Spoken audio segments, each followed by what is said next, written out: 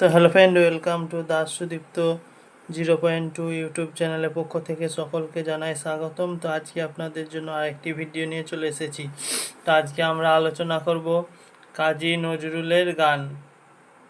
লেখক রামকুমার চট্টোপাধ্যায়। বাংলা সঙ্গীত জগতে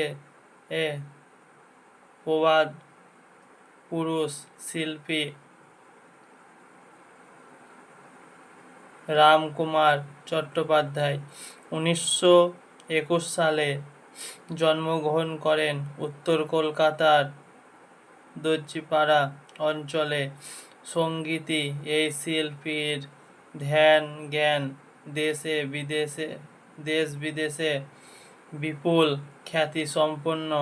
এই শিল্পী এর সঙ্গীত সাধকের পীঠস্থান ছিল এই কলকাতা শহর। হারিয়ে যাওয়া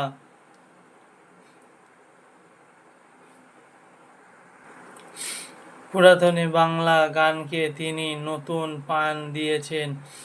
2009 সালে তার জীবনাবসান হয়। পাঠ্যাংশটি তার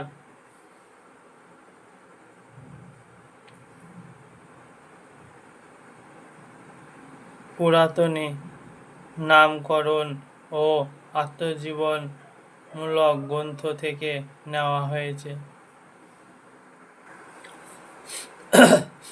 অনুশীলনী প্রশ্নোত্তর।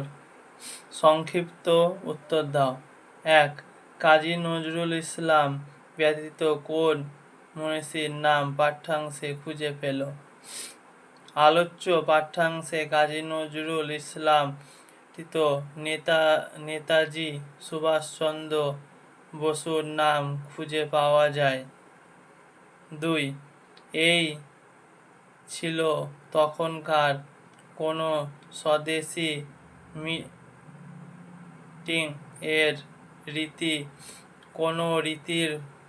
কোন রীতির কথা এখানে বলা হয়েছে? লেখক রামকুমার চট্টোপাধ্যায় তার রচনায় যে সময়কালের কথা বলেছেন, সেই সময় যে কোনো স্বদেশী মিটিংয়ে নেতাজির তার আগে নজরুল এর গান হতেই হবে। এই ছিল তখনকার স্বদেশী মিটিং এর রীতি। এই রীতি কথাই এখানে বলা হয়েছে। 3. পাঠ্যাংশে কার কেমন দেহ পরিচয় ধরা পড়েছে? পাঠ্যাংশে নেতাজির দেহের পরিচয় ধরা পড়েছে। লেখক দেখেন মঞ্চ আলো করে দাঁড়িয়ে আছেন এক দেবদূত। লেখকের ভাষায় নেতাজি ছিলেন গৌরবর্ণ সপুরুষ আর তার ললাট ছিল উন্নত। 4. টিকা লেখো। কাজী নজরুল ইসলাম, নেতাজি সুভাষ চন্দ্র বসু, স্বদেশী যুগ।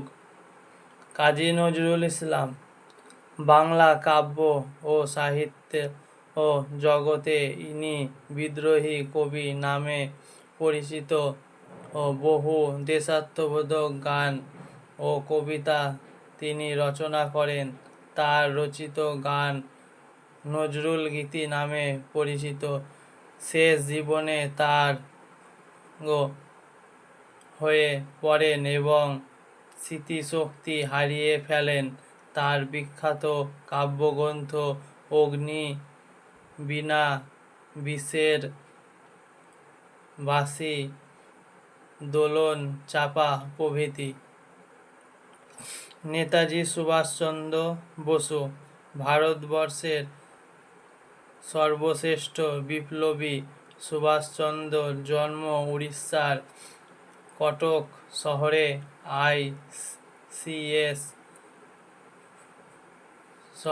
আইসিএস পরীক্ষায় উত্তীর্ণ হয়েও তিনি দেশের সেবায় নিজেকে নিয়োগ করেন। তিনি দুবার জাতীয় কংগ্রেসের সভাপতি হন। পরে ফরওয়ার্ড ব্লক নামে একটি দল গঠন করেন। তিনি দেশের জন্য বহু নির্যাতন সহ করেন ও বহুবার জেলে যান। ইংরেজদের হাতে থেকে দেশকে মুক্ত করতে তিনি গোপনে জার্মানি হয়ে জাপানে যান এবং সেখানে আজাদ হিন্দ ফৌজ এর নেতৃত্ব গ্রহণ করেন ও ইংরেজদের সঙ্গে যুদ্ধ চালান। এক বিমান দুর্ঘটনায় এই মহান বিপ্লবীর মৃত্যুর খবর প্রচারিত হলেও তার সঠিক প্রমাণ পাওয়া যায়নি, তাই তিনি চির অমর। স্বদেশী যুগ। 1905 সালে বঙ্গভঙ্গকে কেন্দ্র করে বাংলা বিলেতি দ্রব্য বর্জন ও স্বদেশী জিনিস গ্রহণ করা শুরু হয় এবং জোরদার আন্দোলন চলে। এই সময় বহু গান ও কবিতা রচনা করা হয়। ছাত্রছাত্রী থেকে শুরু করে বহু সাধারণ মানুষ পথে আনন্দে নামেন। এই সময়কে বলা হয় স্বদেশী যুগ।